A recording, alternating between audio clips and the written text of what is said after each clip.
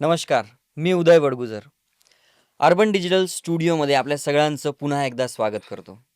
आज आपल्या स्टुडिओमध्ये अत्यंत प्रेरणादायी, संघर्षमय आणि सन्माननीय प्रवास करणाऱ्या तृतीयपंथी समाजातील एक ग्रेट व्यक्तिमत्व श्रावणीताई आज आपल्या स्टुडिओमध्ये आलेले आहेत. नमस्कार श्रावणीताई, तुमचं स्वागत आहे. नमस्कार. जय श्री महाकाल. मी श्रावणी पायलंदगिरी. तुम्ही इथं मला बोलावल्याबद्दल मी तुमचे सर्वात प्रथम आभार मानते. तर मी पण तुमचे आभार मानतो, तुम्ही स्टुडिओला आलात. तर ताई काही क्वेश्चन्स होते. जसं मला हे जाणून घ्यायचं होतं, की तुमचं लहानपण कसं गेलं? तुमचा लहानपणीचा प्रवास कसा होता? तुमचं शिक्षण कसं झालं? माझं लहानपण मनमाड शहरात गेलं. नाशिक जिल्ह्यामध्ये मनमाड म्हणून एक गाव आहे, नांदगाव तालुक्यात. तिथे माझं बालपण गेलं. माझा जन्म 16/10/1993 साली झाला आणि माझं शिक्षण हे मनमाडमध्ये झालं. बरं. मनमाड येथे येवला रोडला संत बारनमा शाळेमध्ये माझं शिक्षण झालं. तिथे मी 1ली ते 10वी हे शिक्षण केलं. अच्छा. शिक्षण करत असताना तुम्हाला बऱ्याचशा अडचणी आल्या असतील. जसं शाळेत मुलांकडनं चिडवणं, त्यानंतर छेड काढणं वगैरे. तर असे काही अनुभव आहेत तुमचे? हो, मला शिक्षण करताना बालपणी खूप म्हणजे अडचणी आल्या म्हणजे ज्यावेळेस मी इयत्ता 4थी-5वी मध्ये गेले ना, त्यानंतर मला आपोआप कळालं, की मी वेगळी आहे हं, हं. आणि माझ्यातले जे हार्मोन्स आहे ना, शरीरामधले ते आपोआप चेंज होत गेले. त्यानंतर ज्यावेळेस 4थी-5वी ला शाळेत असताना अ, आम्हाला तिथे शाळेमध्ये एक टीचर होत्या आमच्या. त्या मला खूप म्हणजे स्ट्रिक्ट करायच्या, की "तू इथे मुलांमध्ये बस." मी त्यांना असं चुकाडी माझ्या मुलीमध्ये येऊन बसायचे. टिफिन खायला मुलीमध्ये असायची. त्या दोरी उड्या मुलींमध्येच खेळायची, खो-खो मुलींमध्येच खेळायची. मला लहानपणापासून मुलींमध्येच खेळायला आवडलं. भांडे-भांडे खेळ खेळ खूप खेळले आज. आणि मला हे जे आहे शाळेत मुलं हायस्कूलचे असायचे 8वी, 9वी, 10वीच्या आमच्या शाळेत. ते मुलं नाही का मामू, गोड किंवा असे हं, टाळ्या हं. वाजवायचे हं. मला बघून. तर मला असं काहीच वाटत नव्हतं. मी असे हसायचे आणि कारण की मला माहिती आहे ना, की मी वेगळी म्हणून. त्याच्यामुळे मला कसला रागच नाही येणार. तुम्ही हे आत्मसात केलं होतं. तुम्हाला हे कळालं होतं ऑलरेडी, की तुम्ही तृतीयपंथी आहात असं. येस, खरं आहे. मग त्यानंतर तुमच्या कुटुंबाला पण ही गोष्ट कळली असेल किंवा तुम्ही सांगितलं असेल. मग तुमच्या कुटुंबातनं कसा तुम्हाला प्रतिसाद मिळाला, की कसं वागणूक मिळाली तुम्हाला कुटुंबाकडनं? कुटुंबाकडनं वागणूक म्हणजे ॲक्चुअली पप्पा-मम्मींनी थोडासा विरोध केला त्या गोष्टीला मला. हं. कारण की पप्पांची इच्छाच नव्हती का मी या फील्डमध्ये जावं. त्यांना लहानपणापासून हे सगळं माहिती होतं. माझं ते चालणं वगैरे बोलणं त्यांच्या लक्षात आलं होतं. पण हं. त्यांनी मला एकदम असं स्ट्रिक्ट केलं माझ्यापर्यंत काही त्यांनी असं दाखवलं नाही का तू अशी म्हणून. राहिला प्रश्न लहान आहे आमचे छोटे काका आहे आम्ही सर्व आमची सगळी जॉइंट फॅमिली होती. हं, हं. तर माझ्या काकांकडनं मला खूप मोठा प्रतिसाद मिळाला. त्यांनी या गोष्टीमध्ये मला खूप त्यांनी समजून घेतलं. आणि मी हेही ऐकलंय, की तुमचे वडील क्लास 1 अधिकारी आहेत. खरं आहे. पप्पा माझे मनमाडला रनिंग रूममध्ये बाबूजी रेल्वे सर्व्हिसला आहेत आणि ज्यावेळेस त्यांना अशी गोष्ट कळाली, त्यांचे मित्र वगैरे त्यांना सांगायचे. त्यावेळेस त्यांनी घरामध्ये खूप चिडचिडपणा केला. काही गोष्टी मला म्हणजे स्ट्रिक्ट करायचा प्रयत्न केला, पण मी त्यांना काही एवढं हे तुमच्या डोमेनमध्येच ती गोष्ट तुम्हाला कळालं होतं हो. ॲक्चुअली. तर ते नॅचरल असतं. मग कसं वडिलांनी ॲक्सेप्ट केलं आणि कसं तुम्ही या सगळ्या गोष्टींना टॅकल केलं पुढे जाऊन? वडिलांनी ॲक्सेप्ट अजून पण माझ्या म्हणजे काही गोष्टी केलेल्या नव्हत्या. हे सगळं घरातल्या माझ्या छोट्या काकांनीच ॲक्सेप्ट केलं मला. ते बोलले पप्पांना, "जर लक्षात घ्यायचं म्हणे अण्णा, जर निखिल जर इथून बाहेर" म्हणजे माझं नाव बालपणाचं निखिल आहे. तर अच्छा. श्रावणी नाव माझं नंतर ठेवलं गेलं ज्यावेळेस मी गुरु केल्यानंतर. हं, हं, आणि हं. ज्यावेळेस त्यांनी सांगितलं, की निखिल आपल्याला घरात ठेवायचंच आहे. जर काही आपण त्याचा जर चिडचिडपणा केला, राग केला, जर त्या व्यक्तींमध्ये जर त्याचे गुरु वगैरे त्यांनी म्हणजे तिकडून जर निघून गेला, तर आपल्याला कायमस्वरूपी भेटणार नाही. हं. मुंबई, पुणे हे लोकं डायरेक्ट आहे ना, म्हणजे डायरेक्ट निघून जातात, विचार करत नाही. मग आपल्याला जर डोळ्याने दिसत आहे ना आपला व्यक्ती, आपलं बाळ, तर हं. मग आपण सगळं ॲडजस्ट करायलाच लागेल. आता तुम्ही बोललात, की तुमचे गुरु तुम्ही मानलंय. तर ह्या जर्नीमध्ये म्हणजे जसं तुम्हाला कळालं, तिथून पुढे तुम्ही गुरु केला. तर ती एक तो म्हणजे त्या गुरूंबद्दल काय सांगणार तुम्ही? आज जे काही आहे ना सर, मी माझ्या गुरूंमुळे आहे. आणि आज जिथे मी आज हा मला गावात, बाहेर गावात जो मान-सन्मान आहे, हा फक्त माझ्या गुरूमुळेच आहे. माझ्या गुरूंची तुम्हाला मी ओळख करून देते. महाराष्ट्राचे महामंडलेश्वर डॉक्टर श्री श्री पायलंदगिरी, नाशिक. माझ्या गुरूंचं मंगलमुखी ट्रस्ट आहे. जेल रोडला इथे. माझे गुरु ही म्हाताऱ्या माणसांचं त्यांनी जे रुद्राश्रम आहे ते खोललेलं आहे. तिथे त्यांचं खूप छान काम चालू आहे आणि ऑल महाराष्ट्रामध्ये माझ्या गुरूंचं काम चालू असतं. अच्छा. जशी चिमणी आपल्या पिल्लांना चारा देऊन आकाशात भरारी मारण्यास प्रयुक्त करते, तसेच मग आमच्या गुरूंनीही आम्हाला सर्वांना या समाजामध्ये कसं बसायचं, कसं उठायचं, कसं चालायचं, कसं बोलायचं, हे आम्हाला वागणूक त्यांनी दिली आणि त्यांनी आम्हाला शिकवले. आमच्या गुरूंचाच पावलाला पाऊल आम्ही देतोय आत्तापर्यंत आणि अरे इथून वाह! पुढेही देत राहणार. तर तुमच्या कुटुंबामधून तुमचे जे वडील आहे, म्हणजे तुम्ही आत्ता सांगितलं, की त्या आजही नाही एक्सेप्ट करत काही गोष्टी. बट तुमच्या काकांनी एक्सेप्ट केल्या. त्याच्यानंतर तुम्ही गुरु केले आणि गुरु केल्यानंतरचे तुमचे काय अनुभव आहेत अजून पॉझिटिव्ह? आमच्यात कसं असतं, ज्यावेळेस आम्ही गुरु करतो, त्या गुरु केल्याच्या नंतर आमचं देवीसोबत लग्न लावतात. आमचे गुरु आम्हाला घरी येणार. आम्हाला देवीची परडी असते, मला आमची यल्लमाची तुळजापूरची परडी आहे. हं, हं. आणि मग आम्हाला चंदन, हळद लावणार. आमचं देवीसोबत लग्न लावणार आणि आजही आम्ही हा जो शृंगार करतो, हा आमच्या देवीच्या नावाचाही आमच्या अंगावर असतो. बरोबर. तुम्ही आत्ता मंगळसूत्र घातलेलं दिसतंय मला. मी ते विचारणारच होतो, की लग्न न होता तुम्ही मंगळसूत्र वगैरे या सगळ्या नाही, गोष्टी हाही कसं काय आमचं परिधान करतात? देवीसोबत लग्न झालेलं असतं आणि आमचे गुरु स्वतःही आमचं देवीसोबत लग्न लावून देतात. हा सगळा शृंगार हा आमचा देवीचाच असतो. अच्छा. आणि मी हेही ऐकलंय, की तृतीयपंथी समाजामध्ये अ, पौर्णिमा जी आहे त्याला सगळ्यात जास्त महत्त्व दिलं जातं, कोजागिरी पौर्णिमा. कोजागिरी पौर्णिमेचं तुम्हाला मी महत्त्व सांगते. कोजागिरी ज्यावेळेस नवरात्र 9 दिवस होतात आणि ज्यावेळेस वध होतो महिषासुराचा हं. आणि त्यावेळेस देवी झोपते. त्यानंतर तिला जाग येते कोजागिरी पौर्णिमेला आणि मग ती उठल्याच्या नंतर बोलते, की कोजागिरी म्हणजे कोण जागी आहे? असं देवी बोलते. म्हणजे त्यानंतर कोजागिरी हा जो शब्द आहे, हं, तो कोजागिरी म्हणजे कोण जागी आहे असं. येस. ओके. त्यानंतर देवी अंघोळ करण्यासाठी तळ्यावर जाते. मग तिथून ती ज्यावेळी तिथून तळ्यावर देवी पहिली उडी तिथं मारते झाडापाशी उंबराच्या. आपण जेव्हा जातो ना गडावरती तिथं झाड आहे आणि दुसरी उडी ती तळ्यावर मारते. तिथे गेल्याच्या नंतर आईसाहेब ज्यावेळेस अंघोळीला जातात, त्यावेळेस त्या काय बोलतात, त्या एक म्हणजे एक लहान मुलीच्या रूपात जातात आणि तिथे गेल्यानंतर त्या बोलतात, की इथून बायांनी आणि माणसांनी साईडला जा, मला अंघोळ करायची. तिला कोणीच ओळखत नाही, का हे नेमकं कोण आहे? हं. ते निघून जातात. आणि ज्यावेळेस आमची लोकं असतात तिथे काही आमचा छबिना असतो, नाच गाणे वगैरे. तर देवी आम्हाला बघत नाही, आम्ही आईला बघत नाही. आणि अंघोळ झाल्यानंतर आई ज्यावेळेस पातळ नेसायला ह्या साईडला येते अंघोळ झाल्यानंतर तळ्यावरून, त्यावेळेस तिला तो आमचा बांगड्यांचा आवाज येतो आणि नंतर देवी बोलते, की तिथे कोणत्या म्हणजे बायकांनी मला बघितलं असं. त्या अशा समोर आम्ही येतो सगळे. तर बोलते, "तुम्ही मला अंघोळ करताना आज बघितलं, तर मी तुम्हाला आता श्राप देणार आहे." त्यावेळेस आमच्यातले काही व्यक्ती बोलतात, की "आई 2 मिनिटं थांब, श्राप मागे घे. तू काय बोलली बायांनी आणि माणसांनी जा." आम्ही ना बाईमध्ये ना माणसामध्ये. हं.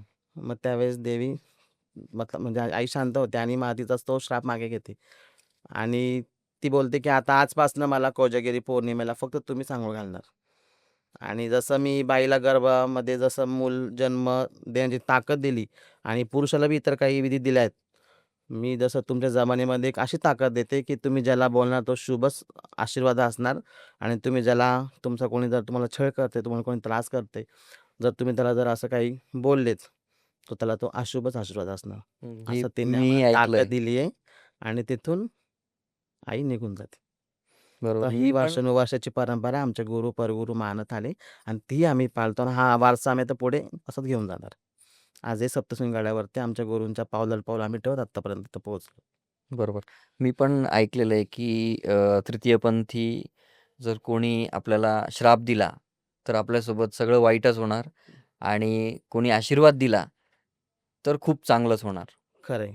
अजून मी हेही ऐकलंय, की आणि बघितलं पण आहे बऱ्याचशा ठिकाणी, की तृतीयपंथी लोकं कॉइन देतात ₹1 तर त्यामागे काय रहस्य आहे अजून? का ₹1 कॉइन ते प्रत्येक ठिकाणी देताना दिसतात आणि त्याचं महत्त्व काय? ₹1 कॉइनाचं रहस्य म्हणजे एक तो गुड कॉइन असतो. ज्यावेळेस आम्ही ट्रॅफिकला, सिग्नलला, ट्रेनला तुम्ही बघत असणार, तिथे ते सगळे असे ₹1 कॉइन देतात. हं, हं. आमच्याकडून लोकं आनंदाने तो मागून घेतात. बरोबर. आम्हाला ₹100, ₹10, ₹20 देणार, आमच्याकडून आठवणीने कॉइन मागून घेणार. मग त्यावेळेस आम्ही तो आमचा गुड कॉइन म्हणून तुम्ही लोकं मानतात आणि ते खरं आहे. जोही ₹1 आम्ही तुम्हाला देणार तुमच्या धंद्या-पाण्यामध्ये, दुकानामध्ये किंवा तुमच्या रोजी-रोटीमध्ये त्याची बरकत येणार आणि तुम्हाला लक्ष्मी प्राप्त होणार. बरं. पण अजून एक प्रश्न आला मनात. तुमच्याकडनं ज्यावेळेस ₹1 जो गुड कॉइन तुम्ही देणार, तर तो तिजोरीत ठेवायचा की पॉकेटमध्ये ठेवायचा? हे खूप मोठं कन्फ्युजन असतं. ज्यावेळेस रुपया तर भेटून जातो. तो गुड कॉइन आहे हेही सगळ्यांना माहिती असतं. बट तो इम्प्लिमेंट कसा करायचा माझ्या शब्दात? तो कुठे ठेवायचा नेमकी?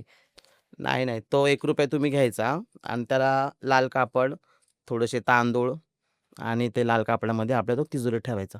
म्हणजे आपल्याला घरात बरकत, सुख शांती प्राप्त होते आणि हा आशीर्वाद म्हणून आमचा तुमच्या घरामध्ये कायमस्वरूपीचा आशीर्वाद राहतो तुमच्या लेकरा-बाळांवरती. बरोबर.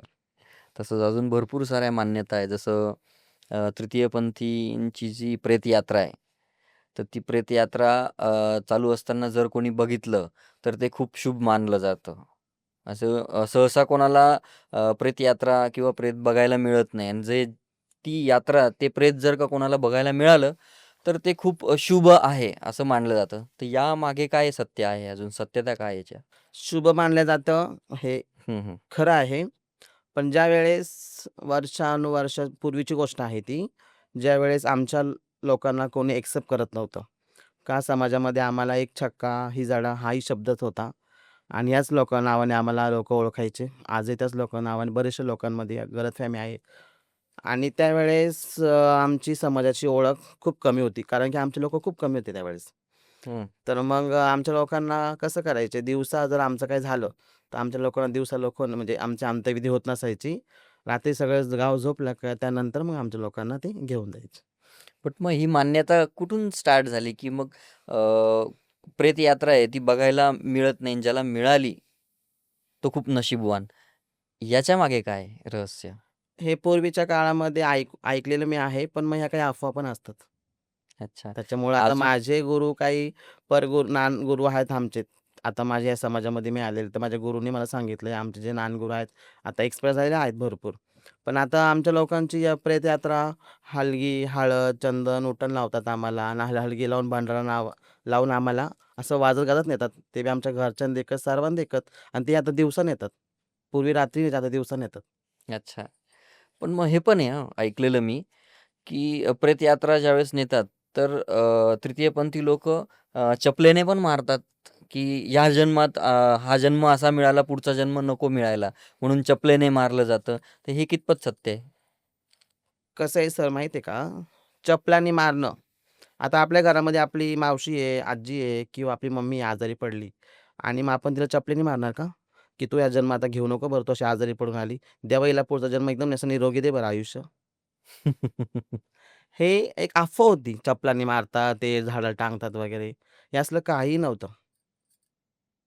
आमच्या लोकांना हसत, आनंदातच आम्हाला घेऊन जातात आणि सगळं आमचे नातेवाईक, आमचे सगळं जे आमचे भक्तगण असतात, सर्व येणार आम्हाला वाजत-गाजत आमचा असं अंत्यविधी होत असतो. बरोबर. म्हणजे या सगळ्या अफवा आहेत ज्या इतरत्र पसरल्या आणि तेच मग पिढी दर पिढी हे म्हणजे माझ्या वडिलांकडनं मला, मी माझ्या मुलांना हे पिढी दर पिढी या अफवा पसरत गेल्या. तर जे आपले व्ह्यूअर्स आहेत, त्यांना तुम्ही काय संदेश देऊ इच्छिता?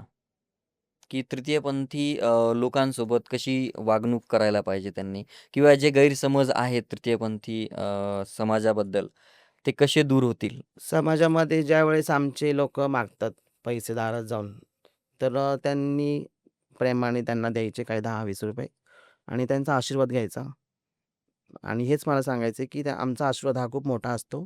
बऱ्याचशा ठिकाणी आमच्या लोकांना बघून कोणी दार लावतं, कोणी दार खोलत नाही, कोणी नाकतोड मोडतं असं. मला बी घडलेल्या ह्या गोष्टी खूप. हं, हं. काही अनुभव तुमचे? अनुभव म्हणजे ज्यावेळेस आम्ही परडी घेऊन जोगव्याला जायचो. चैत्र महिन्यामध्ये मी जात असते. आषाढ महिन्यामध्ये पण जात असते. त्यावेळेस असे बरेचसे लोकं आहे काही ठिकाणी का ते यांना असं काही चालत नाही. आम्हाला बघतील, दारच लावून घेतील किंवा बाहेर येणार नाही. लहान मुलं लपवतील हं, हं. घरामध्ये नाही का आणि असे दारं खिडक्या एकदम असं एक तिरस्कार करतात, दुसरं काही नाही. मग आणि त्याच्यात काही ठिकाणी मला इतका मान-सन्मान आहे का माझं औक्षण करतील. घरात घेतील मला हार, फुलं, साडी, चोळी, माझा मान-सन्मान म्हणजे काही ठिकाणी मला खूप छान असा प्रतिसाद भेटतो. बरोबर. बट मग याच्यामागे रिझन असेल ना काही म्हणजे फॉर मला एक असं पण विचारायचं आहे, की तृतीयपंथी समाजात मी बऱ्याचशा ठिकाणी बघतो, की बळजबरी पैसे मागणं. मग हेच तर मला सांगायचं आहे पब्लिकला का त्यांच्या मनामध्ये जो गैरसमज आहे ना, काही लोकं असे टाळ्या वाजवतात, साड्यावर करतात म्हणून ते लोकं आमच्याशी पण असं वागतात. तर मग मग मला हेच सांगायचं आहे, की तृतीयपंथी जे आमच्या आहेत काही किनाराक, त्यांना हे सांगायचं की तुम्ही प्रेमाने मागा. जे दिल ते प्रेमाने घ्या, ते प्रेमाने स्वीकार करा आणि त्यांना एक चांगला शुभ आशीर्वाद द्या. जेणेकरून तुमच्यामुळे आम्हालाही त्रास होणार नाही. कारण प्रत्येक ठिकाणी माणसं हे सारखेच नसतात. खूप ठिकाणी वेगळे-वेगळे असतात. बरोबर. कारण की बऱ्याचशा ठिकाणी टोल नाक्यावरती नवरी-नवरदेवाच्या गाड्या अडवतात. त्या ठिकाणी त्यांना 11,000च दे, 5,000च दे अशी मागणी करतात. नाही दिले तर मग त्यांना बददुआ देतील, तुझं असं होईल, तुझं तसं होईल. खूप ठिकाणी मला असे फोन येतात, घडलेले किस्से आहेत. बरोबर. तर श्रावणीताई तुम्ही स्टुडिओमध्ये आलात, आपल्या अर्बन डिजिटल स्टुडिओमध्ये आणि अतिशय मनमोकळ्या पद्धतीने तुम्ही सगळ्या प्रश्नांची उत्तरं दिली. खूप खूप आभार तुमचे. अर्बन डिजिटल स्टुडिओमध्ये आल्याबद्दल तुमचे खूप खूप आभार. तुम्हीही मला इथे बोलवल्याबद्दल मी तुमचेही आभार मानते आणि तुम्हाला एक माझा असा आशीर्वाद देते, की सर्व तुमचं कल्याण आणि कल्याणच हो आणि असा आशीर्वाद मी तुम्हाला सर्वांना देणार आणि आज तुम्ही मला इथं बोलण्याची जी संधी दिली, खूप कमी ठिकाणी आम्हाला लोकं आपलंसं मानतात आणि आज तुम्ही एकदम म्हणजे एक बहिणीच्या ठिकाणी मला मान-सन्मान देऊन बोलवल्याबद्दल मी तुमचे खूप खूप आभार मानते. जगदंबा तुमचं भलं करू आणि तुमचा असा स्टुडिओ माझा आशीर्वाद आहे, की तुमचं भरभराट हो. जय धन्यवाद. श्री महाकाल. जय श्री महाकाल.